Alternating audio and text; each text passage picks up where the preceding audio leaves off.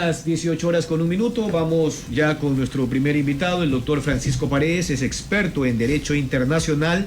El tema, el análisis de la contrademanda de Ecuador ante la Corte Penal Internacional por los hechos que ya son públicos en torno a la incursión de la fuerza pública del bloque de búsqueda a la alegación diplomática de México para capturar a Jorge Glass Espinel. ¿Cómo le va, doctor? Bienvenido.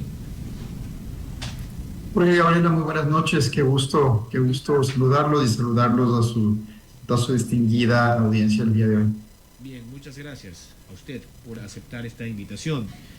En la práctica sabemos que estas demandas y contrademandas son de largo aliento ante organismos internacionales, pero ya en el análisis objetivo, en la medida de lo posible, ambos países transgredieron las normativas de los estatutos de derecho internacional, o hubo uno de los dos que se salió del tiesto totalmente.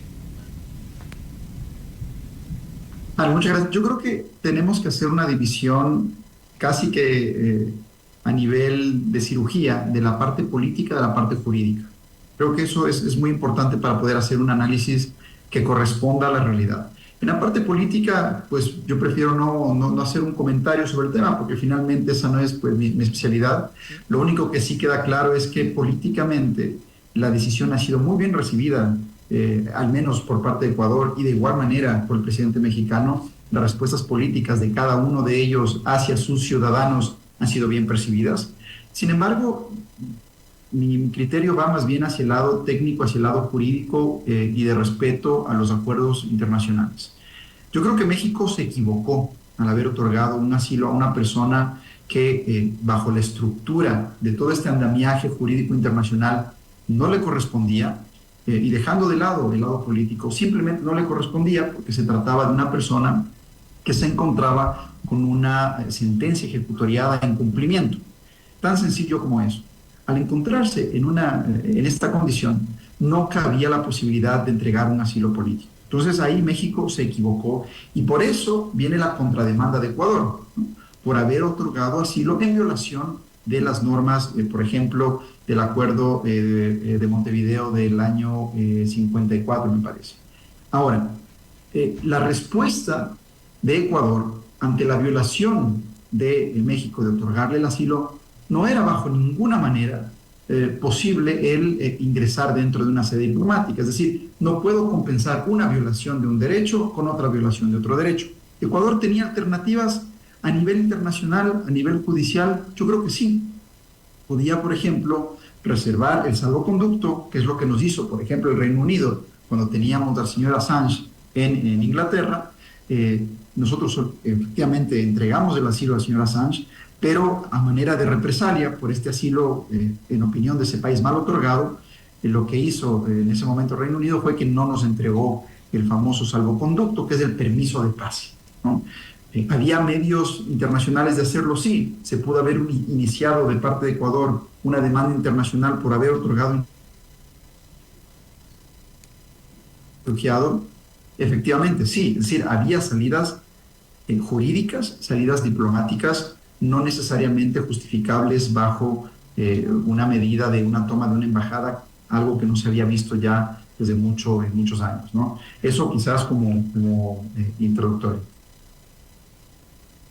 Ahora, claro, ya yendo al detalle, en efecto, pues hay una transgresión consecutiva, no sucedánea en ambos casos. Por el lado de México, por haber concedido un asilo a una persona que tiene sentencias por delincuencia común, por asuntos que están en la justicia, y que por el lado del Ecuador, pues sin duda, obvio, una incursión bajo ninguna justificación se pudo haber dado en torno a aquello, y eso ya tuvo el pronunciamiento, tibios para algunos, de la OEA, yo diría la acción salomónica de la OEA, en la que hizo observaciones a ambas naciones, a ambos gobiernos. Pero vamos al detalle en torno a lo que denunció el mismo AMLO, Andrés Manuel López Obrador, presidente de México, quien aseguraba, pues luego de presentar un video en el que en efecto se puede constatar la incursión de los distintos agentes de la policía, se llevan en peso a Jorge Glass Espinel, pero solo se muestra una parte de lo que pasó esa noche en la legación diplomática. No se logra visualizar, porque obvio México nunca lo mostró, en qué circunstancia específica, literal, fue aprehendido Jorge Glass, porque de por medio la misma canciller Gabriela Sommerfeld habló de un intento de fuga o de una flagrante pretensión de abandonar el país a bordo seguramente de un vehículo diplomático de México. Entonces, ¿no cree usted que todos estos insumos podrían ser parte, además, de la defensa de Ecuador en esta contrademanda? Lo que le va a costar mucho a Ecuador es poder demostrar que esa fue efectivamente la intención de México. Y finalmente, si es que esa fue la intención de México, nosotros tenemos que caracterizar esa intención como un hecho sumamente posible. Es decir, no basta que tengamos elementos de convicción para asumir que esa era la intención de México, como para que nosotros podamos haber hecho la toma de la embajada en los términos que lo decimos. Yo me pregunto algo. Sé que lo que puedo decir puede que sea un poco impopular, pero no hubiese sido posible si es que efectivamente tenían las noticias de inteligencia, si tenían la información de que estaba aterrizando el avión mexicano. No era posible poder aprender a Jorge Glass si es que estaba efectivamente trasladándose en uno de los vehículos diplomáticos, es decir, ya afuera de la sede diplomática. Yo sé que lo que digo pudo haber sido mucho más difícil de hacerlo en la práctica, que era mucho más eficiente el haber entrado a la embajada y tomarlo, pero yo creo que en esa condición lo que hubiera sucedido es que se hubiese demostrado fehacientemente la violación por parte de México al estar trasladando a una persona en un vehículo diplomático sin contar con el salvoconducto. Puede haber sido incluso una posición de defensa mucho más sencilla para nosotros. Sin el ánimo de criticar las estrategias de defensa a nivel internacional de Cancillería, no nos olvidemos que Cancillería en menos de 5 meses nos ha dado ya 2 crisis diplomáticas. Entonces, sí hay que revisar, bueno, me refiero también a la crisis con Rusia, que logró resolverse rápidamente. Sin el ánimo de hacer una opinión crítica en contra del manejo de Cancillería, sí creo que hay que revisar los estándares que está utilizando Cancillería en el Ecuador para el manejo de sus relaciones diplomáticas, en especial con países comercialmente importantes como lo son México, son Rusia, otros países que posiblemente a nivel comercial sean importantes, así no compartamos ciertas visiones políticas e ideológicas, porque detrás de eso tenemos negocios, detrás de eso tenemos empleo, detrás de eso tenemos comerciantes que también viven de esas buenas relaciones diplomáticas. Entonces, sí parecería que de parte de Cancillería hace falta un pequeño reajuste en cuanto a las políticas que puede implementar a nivel internacional. Y ahora vamos a ver, yo creo que lo importante es qué es lo que va a suceder ahora. Ecuador ha presentado su contrademanda. El caso va a seguirse desarrollando en la Corte Internacional de Justicia, pero creo que es el mejor momento en que Cancillería demuestre su categoría internacional al intentar llegar a acuerdos que terminen los procesos internacionales. Ha ocurrido en otros casos, Ecuador ha logrado llegar a acuerdos cuando ha habido procesos internacionales, como por ejemplo el caso de Angostura. Ecuador logró llegar a un acuerdo con unas pequeñas indemnizaciones por el tema de Colombia. En uno de los casos más duros que ha habido a nivel internacional de toma de embajadas, el caso de la crisis de los rehenes en el 79, Irán y Estados Unidos, hablamos de la potencia Estados Unidos, logró llegar a la mesa de negociación con Irán y terminó los procesos internacionales. Yo creo que deberíamos estar en la misma condición, de mirar la capacidad de nuestro equipo diplomático, de llegar a acuerdos y ojalá no continuar con unos procesos internacionales que únicamente nos llevarían a sanciones por parte de la Corte Internacional de Justicia. Ahora, tomando el ejemplo que usted ha esbozado hace un momento, en torno a por qué el gobierno de Noboa, en lugar de ganarse de alguna forma este inconveniente, no esperó a que salga Jorge Glass en el vehículo diplomático, pero se sabe, doctor, que un vehículo diplomático técnicamente también tiene ese blindaje, ¿no? En el traslado. Yo pregunto, ¿cuál era la opción? Eventualmente aguardarlo en el hangar, en el aeropuerto, porque entiendo que siempre cuando se trata de vehículos diplomáticos, precisamente por esa coraza, ¿no? Llegan directamente sin ninguna opción a detenerse, en este caso, pues, por esa condición, y directamente al Hércules que decían ya estaba guardando al personal de la legación diplomática y también a Jorge Glass, según la versión del gobierno, ¿no? Esto trascendió en su momento. ¿No era al final lo mismo? ¿Había un blindaje de por medio? Es decir, sí, efectivamente, por una parte es correcto lo que usted señala, que tanto los vehículos diplomáticos como las sedes diplomáticas tienen esa protección, es decir, no, Ecuador no podría haber ingresado en ninguno de los dos casos. Sin embargo, hay una particularidad. El momento en que el vehículo se está trasladando al aeropuerto no es que puede entrar directamente al aeropuerto y meterse en un avión. Tiene que pasar por controles, tiene que pasar por revisiones, antes incluso de entrar al avión. Claro, ese pudo haber sido el momento en que la Policía Nacional o el Ejército pudieron haber hecho la detención del vehículo, ya cometido el delito, la infracción internacional de tener a un fugitivo del Ecuador dentro de un vehículo diplomático. Eso hubiese sido mucho más grave para la historia que vamos a narrar. Desde luego, es muy fácil ser un técnico un día después del partido, ¿no? Y dar opciones de las que se pudieron haber tomado en ese momento. Sin embargo, yo lo veo más que nada como un litigante. ¿En qué condición nosotros hubiésemos podido defender mejor este caso? En la condición en la que la hicimos, es decir, con violencia ingresar a una embajada, o en una condición en la que el Estado se encontraba ya en un delito flagrante de ingresar a una persona que no tenía la protección diplomática en un vehículo diplomático sin un salvoconducto.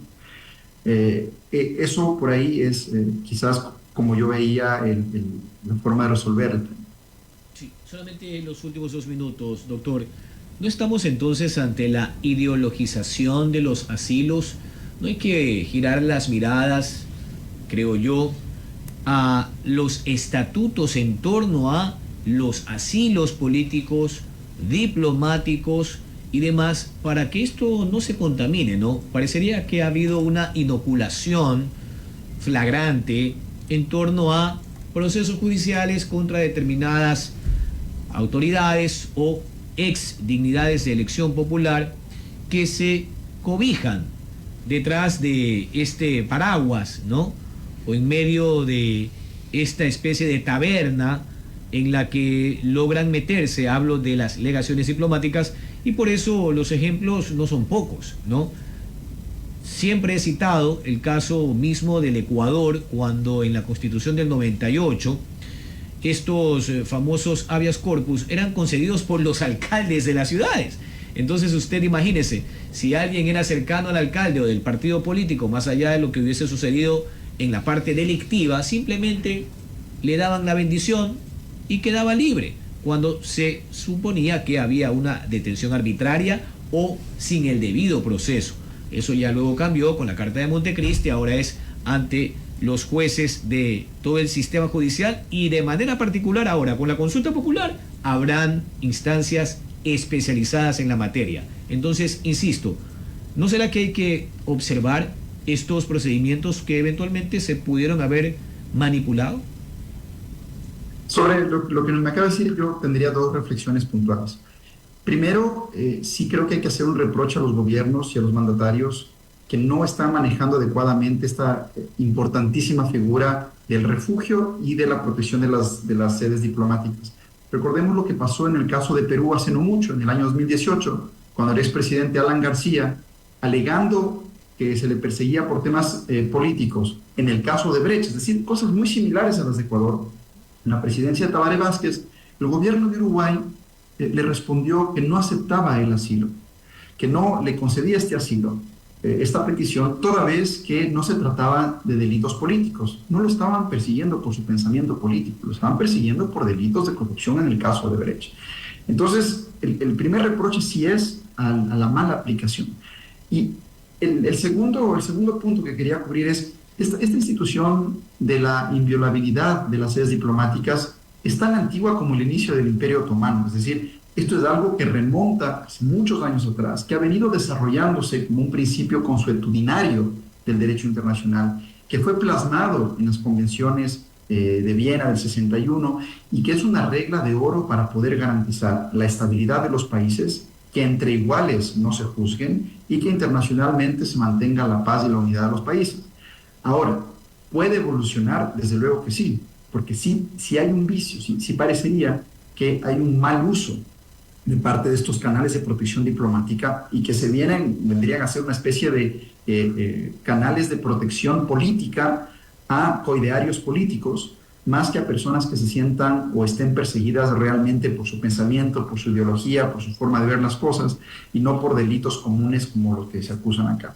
Evolucionar el derecho internacional es el camino, evolucionar hacia corregir ciertos defectos en aplicación, pero realmente creo que los tratados tal como están son lo suficientemente claros para garantizar que por delitos comunes no se debe garantizar, no se debe entregar este tipo de garantías e inmunidades. La aplicación es lo importante. Sí, la idea es que no se conviertan las legaciones diplomáticas en zonas francas para lo que necesite el camarada. El doctor Francisco Paredes es experto en Derecho Internacional. Continúa, Gabriela. Gracias, Jorge. ¿Cómo está, doctor Paredes? Bienvenido al Borde de la Noche. Ahora, ¿cuánto tiempo se podría tomar la Corte Internacional de Justicia para pronunciarse sobre este caso? Hay varias instancias, Gabriela, que se deberían tratar. Lo primero que se está discutiendo ahora son unas medidas cautelares. Medidas cautelares solicitadas por México que consisten en solicitar un pronunciamiento de la Corte en el sentido de que Ecuador proteja la sede diplomática, no ingrese a la sede diplomática, proteja los documentos que están al interior de la sede diplomática y que también proteja al resto de funcionarios que quedaron al servicio de la embajada y del consulado mexicano. Esto es lo primero que va a tener que atender la Corte y yo tengo la impresión, después de haber revisado el pedido de México, en que se lo van a conceder, porque son pedidos muy sensatos. Ahora, cómo esto se explote políticamente en México o en Ecuador, eso es un tema aparte. Lo que sí es que la simpleza del pedido de medidas cautelares, es decir, medidas que resguarden los bienes y las personas que quedaron como parte de la delegación mexicana, eso deberá ser resuelto. Yo no creería que le va a tomar más de un par de semanas, un par de meses a la Corte. Tiene que haber una decisión rápida. Esa es la naturaleza de una medida cautelar. Es decir, para precisar, doctor Paredes, entonces, lo que implica el pedido de estas medidas cautelares es básicamente la protección de los bienes inmuebles que están en Quito. De los bienes, de los documentos y del personal, porque todavía queda personal. Ok, que se notaría que es algo, no sé si obvio, pero es algo evidente, ¿no? Exactamente, es decir, simplemente la medida cautelar es tan sencilla que la Corte va a tener que acogerla. Ahora, ¿cómo lo va a presentar México? Lo va a presentar como una victoria. Lo va a presentar como una victoria en contra del asalto de Ecuador, una victoria preliminar, ¿no? Porque es tan sencillo que efectivamente la Corte no tiene, yo no creo que tenga mucha más opción que acogerlo. Lo mismo ha ocurrido en otros casos de invasiones de sedes diplomáticas a nivel de la Corte. La Corte no se demora mucho en este tipo de decisiones y efectivamente va a garantizar el cumplimiento de los instrumentos internacionales a través de una sentencia que se llama intermediaria o interim. Lo que hace es decidir una parte chiquitita del proceso, nada más. El fondo del asunto, eso es otro tema. Sí, clarísimo ahí en esa parte, doctor. Ahora, ¿cuáles son los argumentos? Usted ya lo iba un poco delineando, pero para ir concretando tal vez en puntos, ¿cuáles son los argumentos, de acuerdo a su perspectiva, los argumentos más sólidos que tiene Ecuador para dejar en claro qué hechos motivaron su decisión de ingresar a la Embajada Mexicana en Quito? Perfecto. El primer argumento que tiene Ecuador, y creo que es el más sólido que tiene, es la violación previa de México a varios instrumentos internacionales, incluidos el artículo 41 de la Convención de Viena, incluidos el artículo 3 de la Convención de Caracas, que quizás esto es lo más importante. ¿Qué nos dice el artículo 3 de la Convención de Caracas? Nos dice que no es lícito a nivel internacional el entregar o el otorgar la protección del asilo a personas que estén condenadas o que estén cumpliendo una condena por delitos comunes, ¿sí? Esa es la defensa fuerte, por así decirlo, que va a empujar a Ecuador.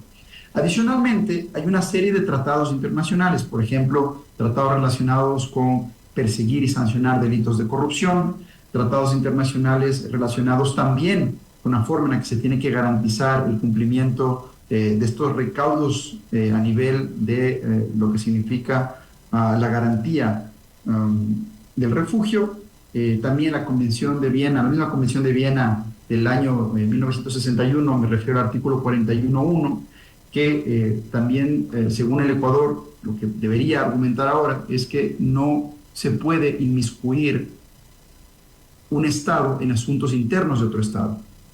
Y el presidente López Obrador lo hizo, se inmiscuyó en asuntos internos de otro Estado. Yo creo que esos van a ser los puntales, los ejes de defensa. Y Ecuador, he visto, ha contratado para la defensa a dos profesionales que son muy respetuosos. Es gente de gran nivel que ha trabajado en la Corte, han sido miembros de la Comisión de Derechos Humanos, de Derecho Internacional, perdón.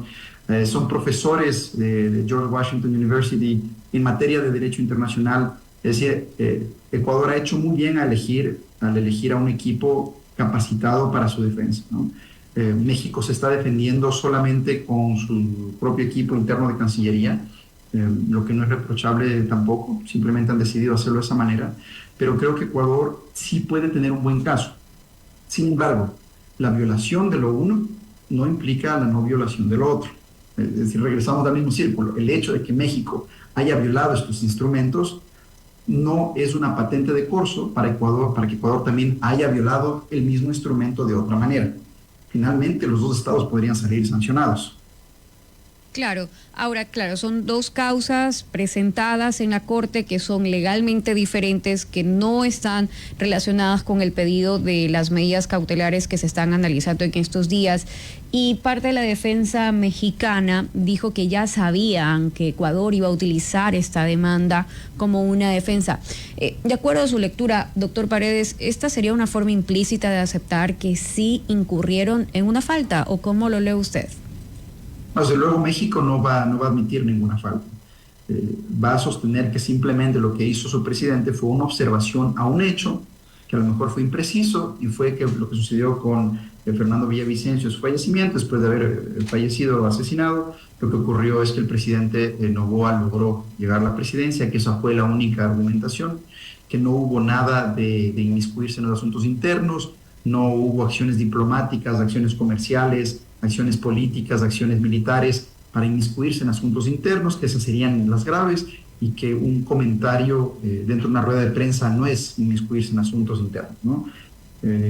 Y que efectivamente hay una salvedad que va a utilizar ahora México, y es que la misma Convención de Caracas, que es la que está utilizando Ecuador en su defensa, según la cual no se puede entregar este tipo de protección a personas que estén condenadas por delitos, tiene una salvedad, que es el siguiente artículo, es el artículo 4, que dice que quien va a determinar qué tipo de delito es el que se ha cometido es el país que está brindando el asilo. Es decir, que el propio México tenía la capacidad de decidir si es que el delito por el que se le perseguía a Jorge Glass era político o no.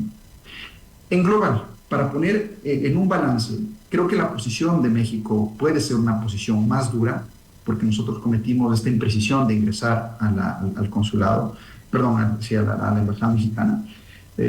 Creo que la sanción hacia Ecuador, tal como ha ocurrido ya en otras instancias internacionales, es de reproche hacia los actos de Ecuador.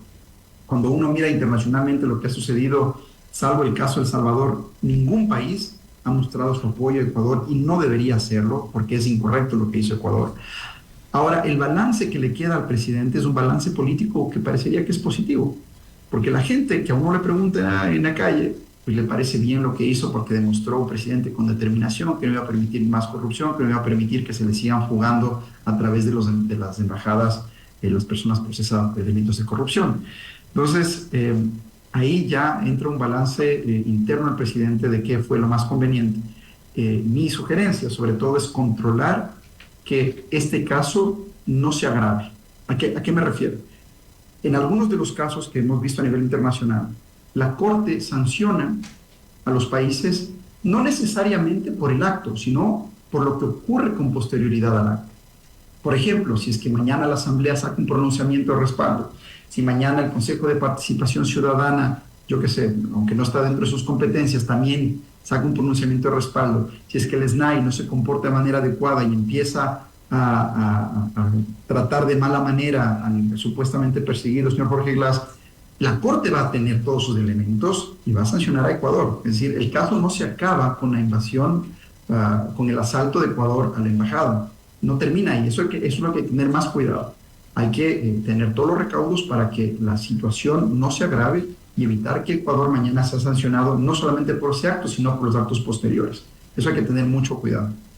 Bien, solamente para concluir un par de consultas, doctor Paredes. La primera, si hay antecedentes de un país que demande a otro por la mala utilización de la figura del asilo diplomático, porque la demanda que plantea Ecuador pues tiene un trasfondo más complejo que el pedido de las medidas cautelares, y justamente sobre estas medidas que solicita México en contra de Ecuador, ¿qué va a analizar en concreto la Corte? Si hay un riesgo de daño de estos bienes, de estos documentos, de un riesgo actual o el riesgo cuando ocurrieron los hechos.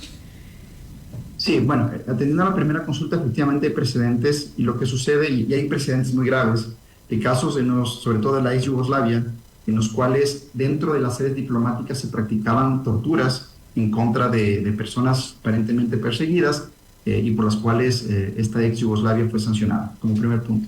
Segundo punto, usted me preguntaba cuáles pueden ser las consecuencias o cuál va a ser el análisis de la Corte. El análisis de la Corte. Bueno, partamos de un principio fundamental. Esta Corte es una Corte que va a proteger rajatabla el derecho internacional.